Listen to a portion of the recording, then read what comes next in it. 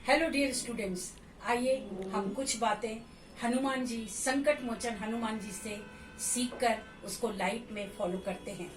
जब भी हनुमान जी को कोई काम दिया जाता था तो वो हमेशा खुशी से आकर एक्सेप्ट करते थे और उस काम को बहुत अच्छी तरह से निभाते थे।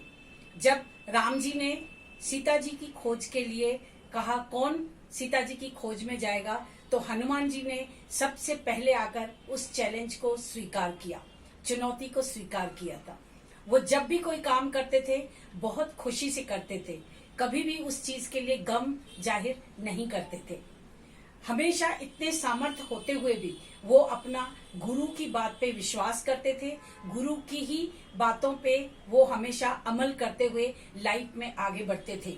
उनके मन में कभी कोई अहंकार नहीं आता था और जब भी वो काम करते थे तो वो अपनी काम की सफलता किसी दूसरों को ही देते थे। जैसे कि वो कभी भी कोई काम करके आए तो अपने साथी को ही बोलते थे कि प्रभु ईश्वर आपकी ही कृपा से, आपके आशीर्वाद से ये काम सफल हो पाया है। उनकी डिक्शनरी में इम्पॉसिबल शब्द कभी नहीं हुआ करता था। वो जब भी कोई काम करते थे तो हमेशा ईश्वर को धन्यवाद करते हुए करते थे। हमेशा जब वो गुरु की आज्ञा का पालन करते हुए उनके मन में कोई भी ख्याल आता था तो वो सोचते थे कि ये प्रभु के ही कृपा से ये काम आया है।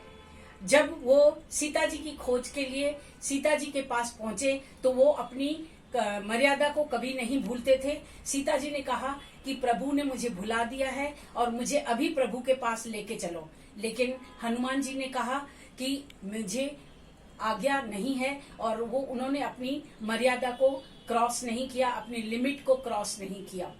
तो विचार कीजिएगा, अपनी लाइफ में इन सब बातों को फॉलो करते हुए सफलता की सीढ़ी चढ़ते जाइए। Thank you.